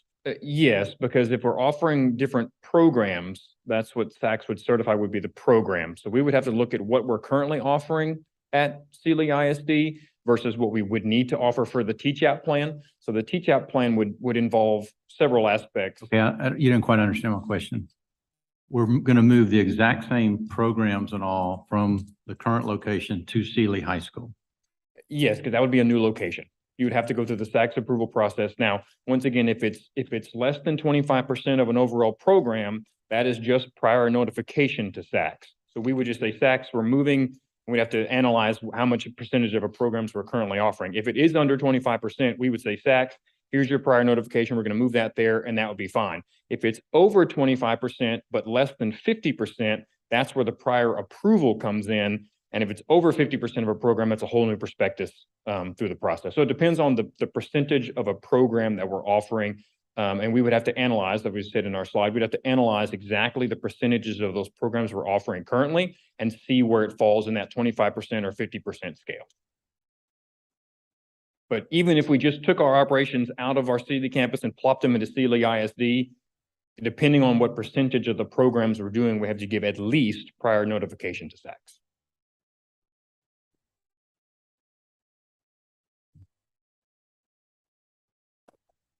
Well, in regards to the Steely, I think that one of the cons that we missed is that just the image that puts forth for Blinn College being in that strip center, that's concerning to me.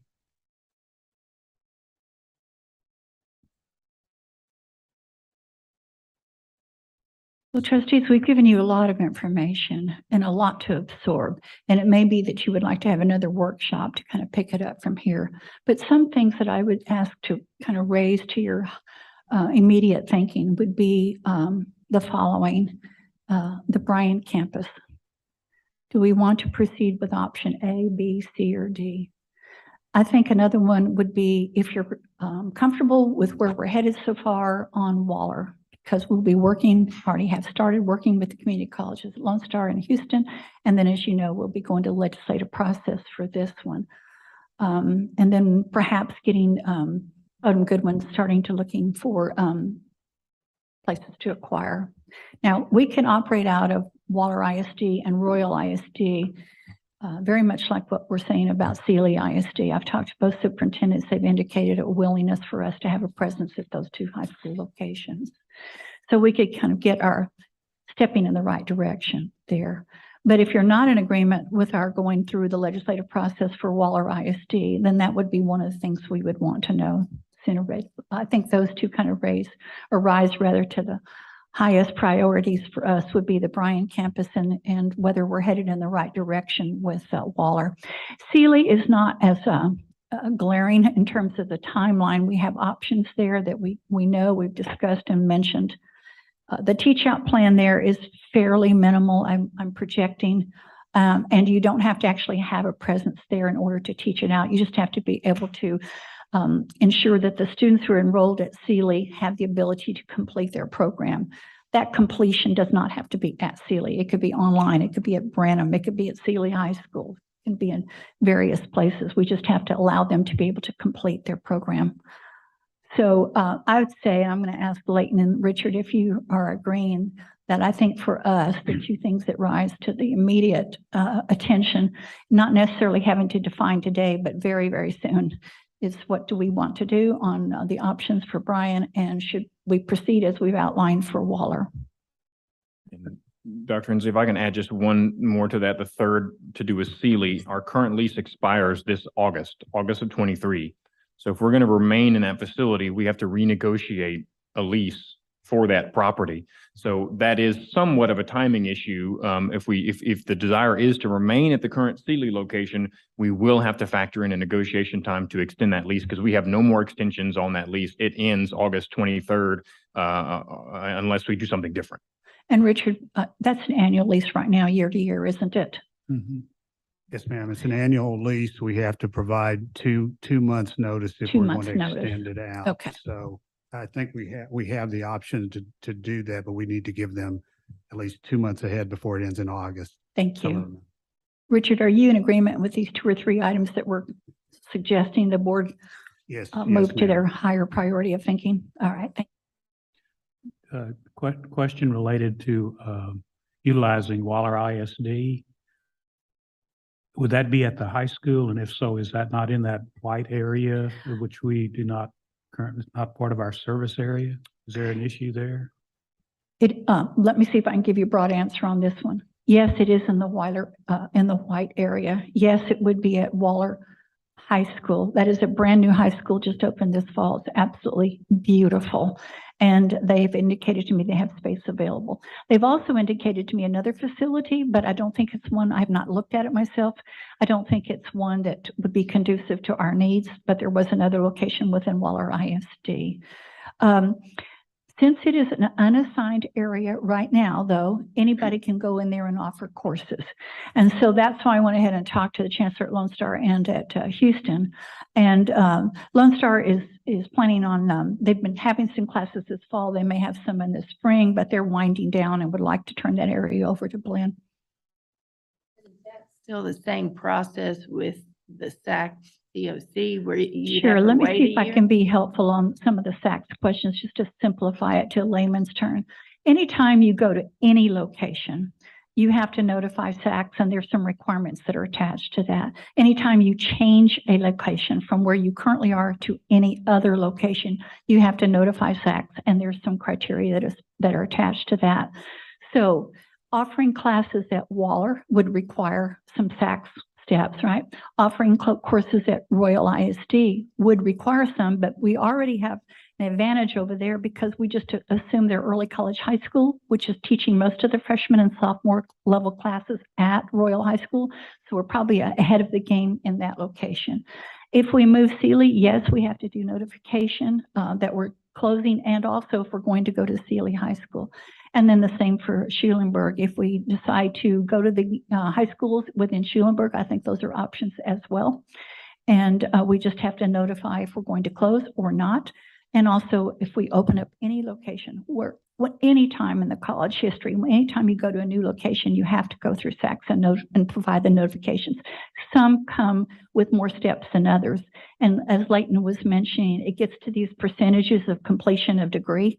And SACS will look at the courses you're offering, how much of a percent of a degree is offered at that location. And then they have stair-stepping procedures you have to follow as it increases. But any movement anywhere, closing, opening, or relocating requires SACS intervention. The question I have is, would we wait until the legislative decision was made or move forward? So right now, Waller is an unassigned area, so anybody, Blinn, Lone Star, Houston, or anyone can go in there. Okay. And we would just do our normal SACS notifications, but it's unlikely that Waller ISD would cause us anything of any consequence because it's under the 25% completion. And Royal, as I mentioned, it probably would require some steps, but we've already done them because we already offer the early college high school at Royal. So a few steps here and there. Trustee Wells. First, I want to thank Chancellor and the staff for the inundated amount of work that it took to get us to this point. And a question for Vice Chancellor Schubert. As you work in the legislature and working with the folk, if they designate this area for Blinn as a service area for Lone Star and HCC be able to come back in the future and be able to say, I want to be able to make this area for me as well?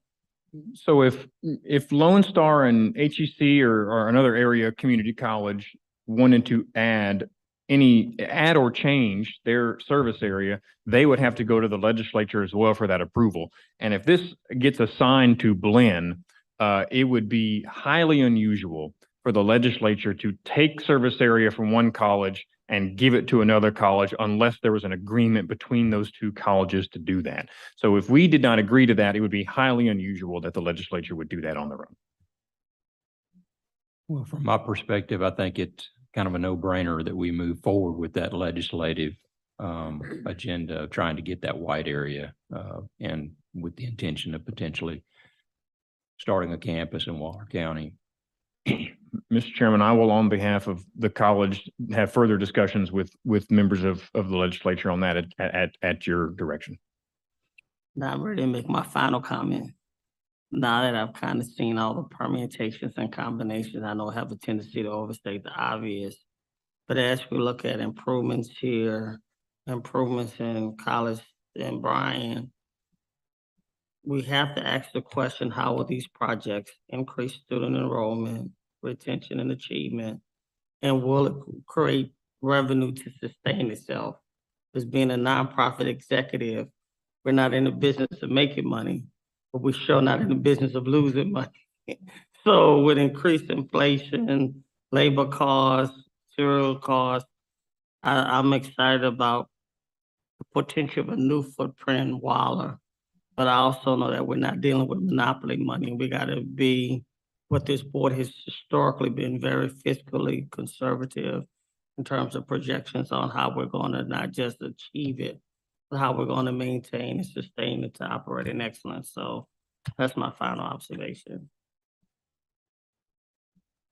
Well, I think that one thing that we need to try to give some direction to administration on is the Bryan Campus, and whether or not we're looking at option A or B as potentials, or a hybrid of the two.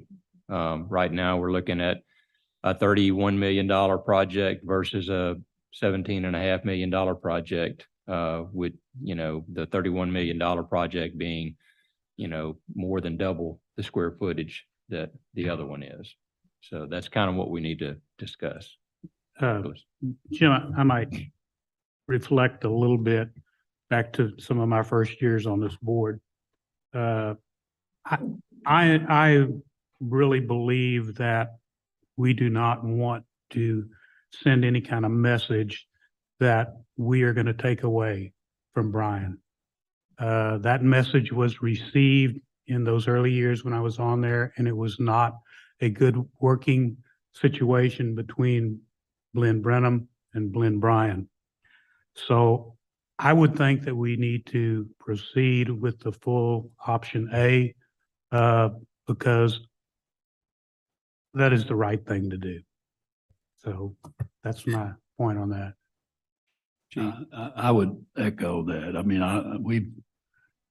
and it's still our primary the largest campus in our system, and it's going to continue to be so, most likely for maybe forever. And I think we need to treat it accordingly. And I think we do need to digest what was presented to us, and there are things that I think we may want to change or delay or do whatever. And but I do agree with Douglas's comments. I think we need to not backtrack on this project particularly. Yeah, I think that wise counsel on both of your parts in being here when we were having some real challenges in that area. And I would also go as far to say is, if there was any way that we could try to get those recreational facilities over there for the students, the intramural field, something, along that drive, incorporated into that project in some way, because we're doing great things for administration by, creating all this wonderful one nice area for everyone to go to. But I want to make sure that the students are getting something significant out of that project that we're going to do over there. Mr. Chairman, I'm going to go back years ago again. And at one time, and I saw this recently, that I don't know if it's Bryan or College Station, but there is a talk again of a YMCA coming into Bryan College Station. As I recall, back in those early days when I was on the board, we actually began to be a part of that discussion, and don't know if that could maybe be revitalized, not knowing what's going on there, but utilizing the YMCA as part of, and Blinn to maybe look at that as an alternative of some kind of joint sharing or something of that nature. But that might be something we want to look into, since that's already been mentioned again. Jim, Mr. Chairman, I have one other comment about it regarding Schulenburg and Steely. I think that, the numbers, tell a story. So that's a decision the board needs to make. But because of the comments in this meeting, I think that one of the things that can hurt most is people forming an opinion before they've had the opportunity for somebody from Blinn to talk directly. And I'm not talking about to the school people. I'm talking about to the mayors and the county judges and the people that would be out in the community. And we need to have some delegation of the people to meet with them and go over this process and talk with them, even if, regardless of what the board does in the final decision. But they need to know the real story and all the facts and the background and why we're talking about what we're doing. And that's just a suggestion on my part. Yeah, I'm really struggling with the idea that we will take away educational opportunities in the settings that have been working in some respects in both Schulenburg and Steely. Schulenburg has proven that it attempts to bring forth resources to help us there. I don't know what happened with the EDC. I heard Mr. Cervantes mention something a while ago that's a possibility that could be revisited. I think that we should do that. I think also that there's been a group of individuals who, and I think we've heard this in the past, something called access or something of that nature, where there is a willingness for those communities to come in and support.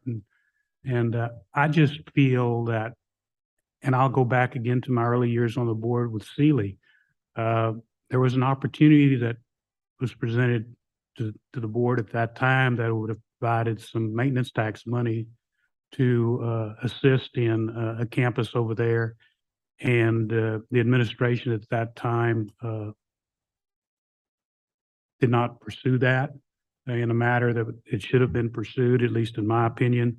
So I think we need to think long and hard before we decide to take any action related to both Steely and Schulenburg. Can I'll I add add to on that that? in saying that, had an opportunity to have a nice tour of the Schulenburg campus. And, what I found was surprisingly nice facilities, much better than I actually expected them to be. Even the old building, I would have gone to class in those buildings and thought I was in a pretty good situation. And also found really attentive and professional and, obviously committed staff that work there, and obviously have a lot of love for that campus. The Access program that you talk about gives me hope that there is potential for additional students to come to that campus through that Access program that they're working on.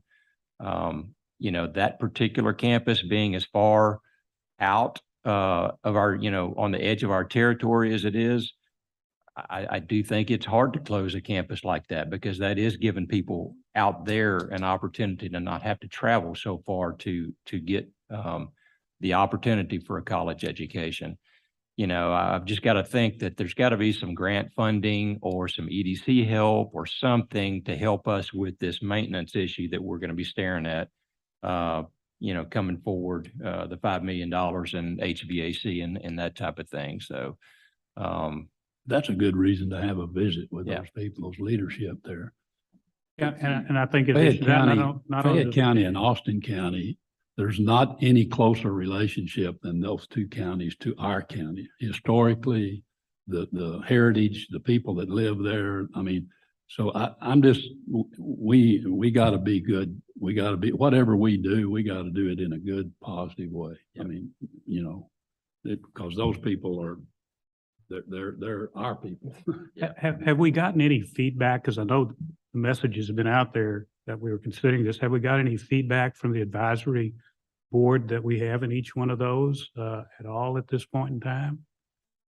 Because I mean, we appoint them as an advisory board. We just had a meeting out there. On Steely, I met with the advisory committee last week or the week before, recently, and the city manager was there. Royal ISD superintendent was there. The Steely, ISD superintendent, was there, and then there were several community leaders as well. I went through a lot of this very information. They were pretty understanding. Let me tell you where I think we are and see if I can wrap up a little of this in answering your questions. I think Schulenburg is unique because we own that facility. Those are lovely facilities, and we do provide a strong community service there. They have a grant that's funded through Gates Foundation. That's the Access grant that you're referring to. What they're trying to focus on is getting dual credit students to take dual credit classes. Most of those classes are at the high school, however, not at the campus, but it will take them any way we can get them. I think that one doesn't have the urgency. I think we'll have to have a stronger deliberation about that one once we get to, if we're going to have to invest money into renovating and keeping those facilities.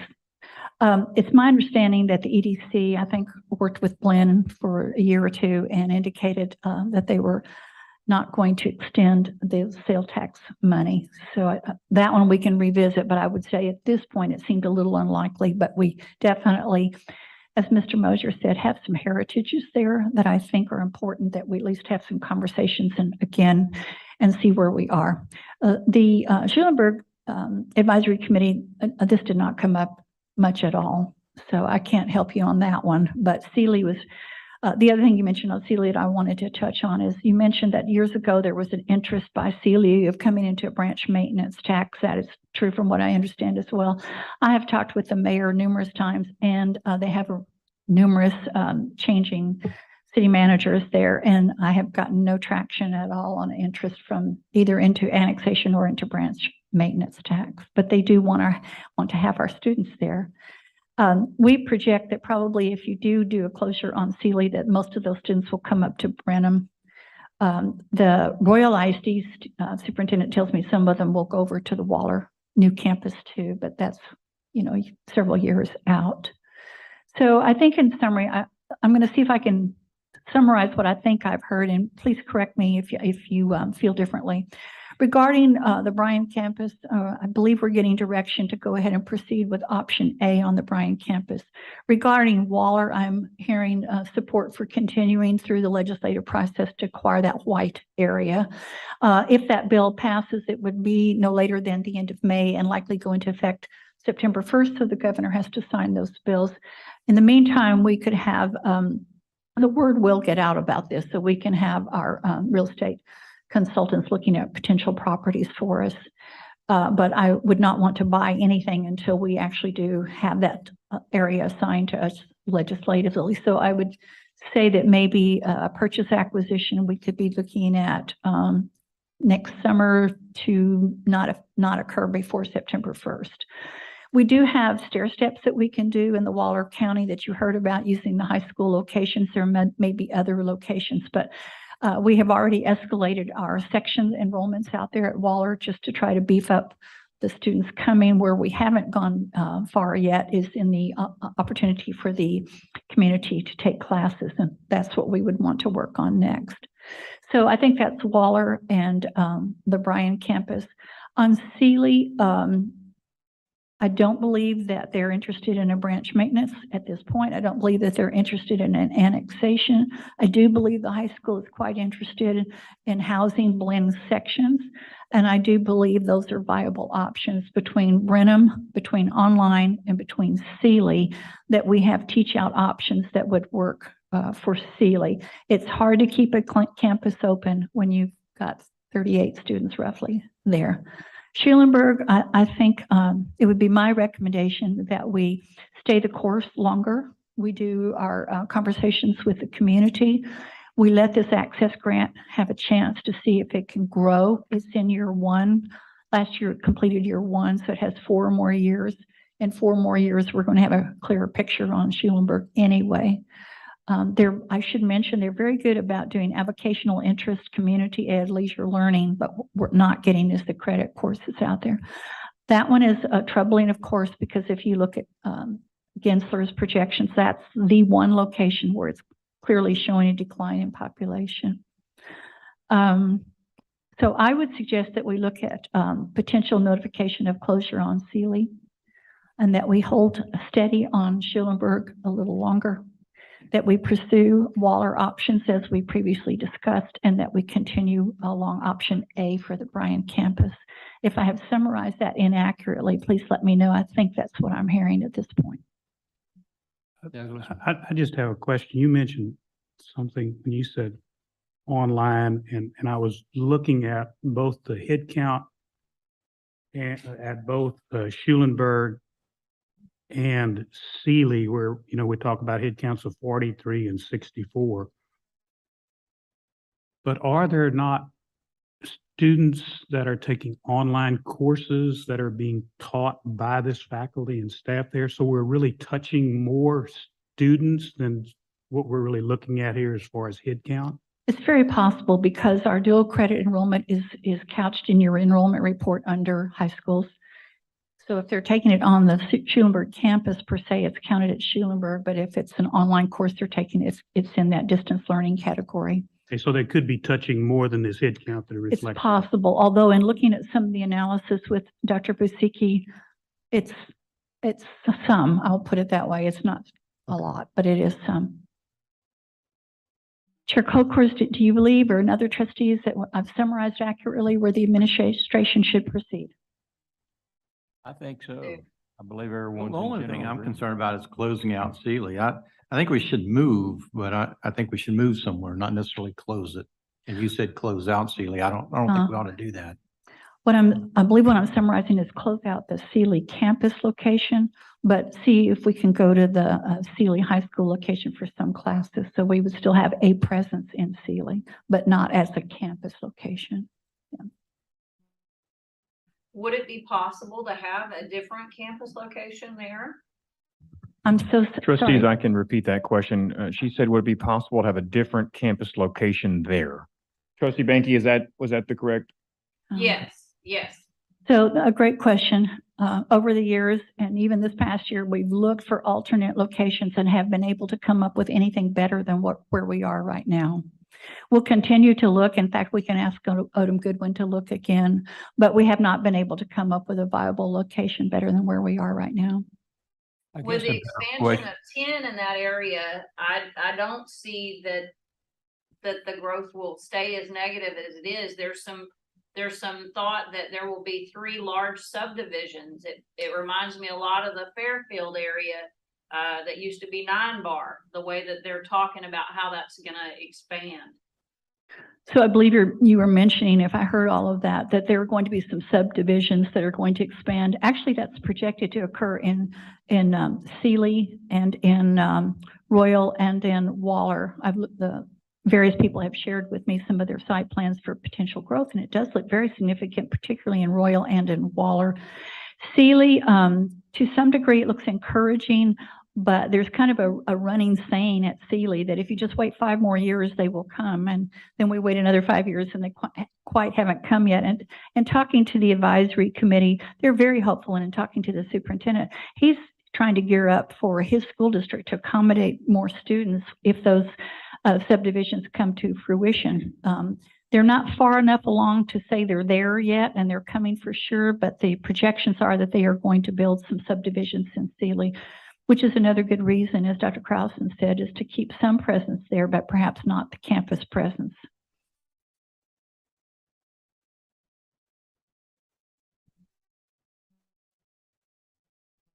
Okay. Thank you guys for this great information that you put together for us.